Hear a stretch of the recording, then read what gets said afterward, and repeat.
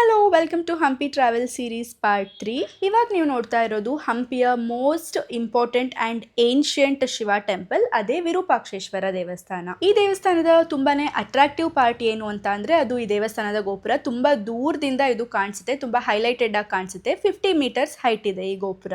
And ಈ ದೇವಸ್ಥಾನದ ಮತ್ತೊಂದು ಮೋಸ್ಟ್ ಇಂಟ್ರೆಸ್ಟಿಂಗ್ ಪಾರ್ಟ್ ಏನು ಅಂತಂದರೆ ಹಂಪಿಲಿ ಎಷ್ಟೊಂದು ದೇವಸ್ಥಾನಗಳಿದೆ, ಆದರೆ ಪೂಜೆ ನಡೆಯುವಂತಹ ಒಂದೇ ಒಂದು ದೇವಸ್ಥಾನ ಅಂದರೆ ಅದು ವಿರೂಪಾಕ್ಷೇಶ್ವರ ದೇವಸ್ಥಾನ ಮಾತ್ರ. ಸೊ ಹಾಗಾಗಿ ಈ ಟೆಂಪಲ್ನ ಲಿವಿಂಗ್ ಹೆರಿಟೇಜ್ ಆಫ್ ಹಂಪಿ ಅಂತ ಕೂಡ ಕರೀತಾರೆ. ಮತ್ತೆ ಇಲ್ಲಿ ವಿಜಯನಗರ ಸಾಮ್ರಾಜ್ಯನ ಯಾವ್ಯಾವ ರಾಜರು ಎಷ್ಟೆಷ್ಟು ವರ್ಷ ಆಳಿದ್ರು ಅಂತ ಇಲ್ಲಿ ಹಾಕಿದ್ದಾರೆ, ನೀವು ನೋಡ್ಕೋಬಹುದು.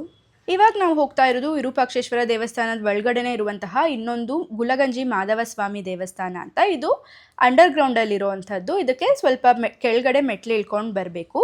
ಇದರಲ್ಲಿ ಇಂಟ್ರೆಸ್ಟಿಂಗ್ ಪಾರ್ಟ್ ಏನಿದೆ ಅಂತ ಅಂದರೆ ವಿಷ್ಣು ಮತ್ತು ಶಿವ ಎರಡೂ ದೇವರು ಕೂಡ ಗರ್ಭಗುಡಿಲಿ, ಒಂದೇ ಗರ್ಭಗುಡಿ ಒಳಗಡೆ ವಿಷ್ಣು ಮತ್ತು ಶಿವ ಎರಡು ವಿಗ್ರಹ ಇದೆ. ದೇವಸ್ಥಾನದ ಹಿಂದೆನೇ ಒಂದು ಕಲ್ಯಾಣಿ ಇದೆ, ಇದನ್ನ ಮನ್ಮಥನ ಹೊಂಡ ಅಂತ ಕೂಡ ಕರೀತಾರೆ. ಅಲ್ಲಿಂದ ನಾವು ನೆಕ್ಸ್ಟ್ ಹೋಗಿದ್ದು ಅಂಜನಾದ್ರಿ ಬೆಟ್ಟ.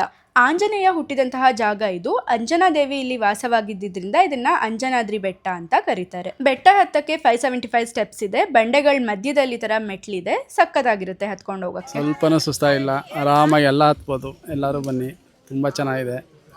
ವ್ಯೂ ಪಾಯಿಂಟ್ ನೋಡೋಕ್ಕೆ ತುಂಬ ಚೆನ್ನಾಗಿದೆ. ಸುತ್ತ ಎಲ್ಲಿ ನೋಡಿದ್ರು ಬರೀ ಬಂಡೆಗಳು. ವ್ಯೂ ಪಾಯಿಂಟ್ ತುಂಬ ಚೆನ್ನಾಗಿದೆ, ಎಲ್ಲ ಒಮ್ಮೆ ಭೇಟಿ ಕೊಡಿ. ನಾವು ಬೆಟ್ಟ ಹತ್ತು ಬರೋಷ್ಟೊತ್ತಿಗೆ ಕರೆಕ್ಟಾಗಿ ಸನ್ಸೆಟ್ ಟೈಮ್ ಆಗಿತ್ತು. ಒಳ್ಳೆ ವ್ಯೂ ಸಿಕ್ತು ನಮಗೆ ನೋಡೋದಕ್ಕೆ. ದೇವಸ್ಥಾನನೂ ತುಂಬಾ ಚೆನ್ನಾಗಿತ್ತು ಆ್ಯಂಡ್ ವ್ಯೂ ಪಾಯಿಂಟ್ ಕೂಡ ಸೂಪರ್ ಆಗಿತ್ತು. ಈ ಪ್ಲೇಸ್ನ ವಿಸಿಟ್ ಮಾಡೋದು ಯಾವುದೇ ಕಾರಣಕ್ಕೂ ಮಿಸ್ ಮಾಡಬೇಡಿ. ನಾಳೆ ಹೊಸ ಜಾಗದ ಜೊತೆ ಮತ್ತೆ ಸಿಗ್ತೀನಿ. ಬಾಯ್.